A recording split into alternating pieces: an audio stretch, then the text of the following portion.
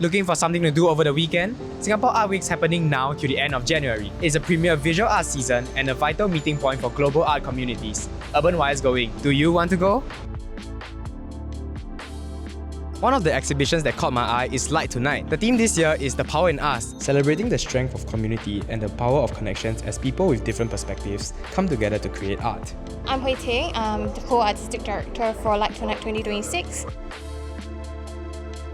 Because this is the 10th edition, we took this moment to really pause and reflect about what the festival meant for us over the past decade. For us, the vision is really about the people. It's about the shared history, the shared experience, and the collective spirit that emerge when we come together.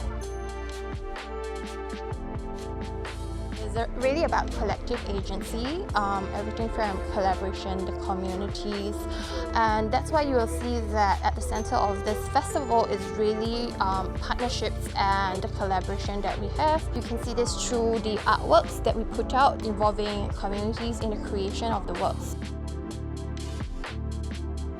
I think it has grown from really just a light-up event to something that really is very community-driven. So you will see that the festival actually expanded in its footprint as well as partnership.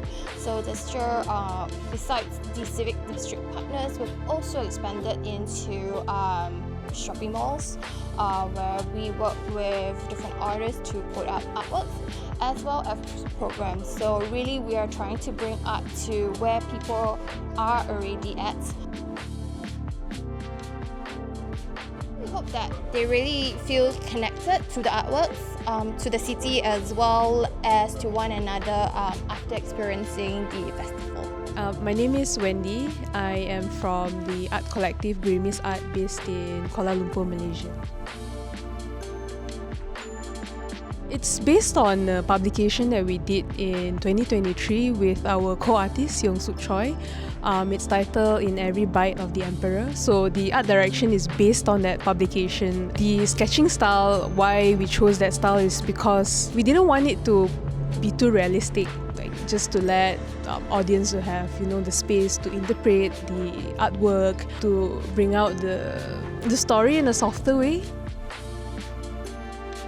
Artwork is called Larit's Tears, and we use the elephant Larit as a way to symbolize how Perak, a state in Malaysia back in the British colonial times, was the biggest supplier of tin, and how these patterns of exploitation and extraction of the land and natural resources didn't just end when the colonial power left, and it continues to the present day Malaysia.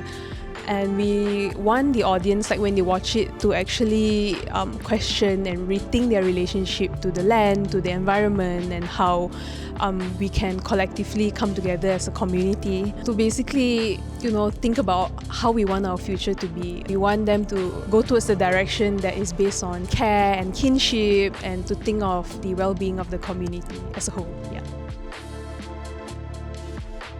Collectively as a community, we can change our ways of living, being, thinking that is away from extraction, exploitation, to something that is more centering on well-being of the community. Not only for ourselves as humans, but also thinking about, the other lives on this planet that we share with. We want them to feel hopeful, inspired, because if we look at the state of the world now, it's very easy for us to feel defeated, like, oh, what can we do?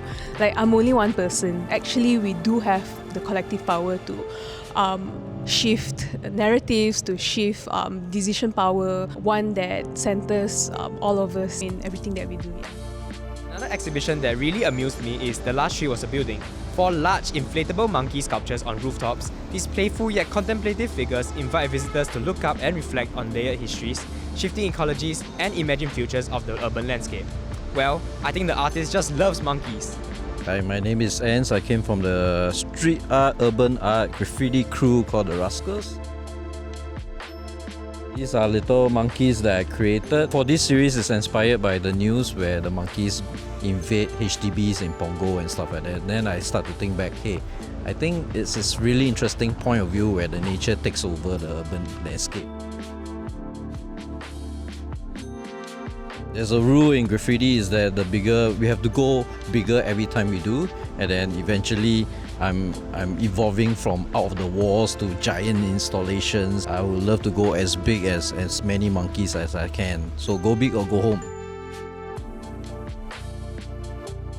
According to the space and the emotion they portray and how comfortable is the audience and stuff like that. So every step they move, they're able to see a little bit of this and that. And they get to see a whole thing and then they move on to the next one.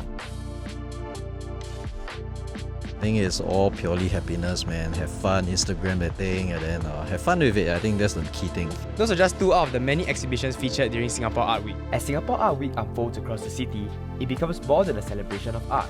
It is a space for dialogue, reflection, and discovery. Singapore Art Week invites everyone to join in the conversation and to witness the transformative power of creativity firsthand. UrbanWire went. Are you going?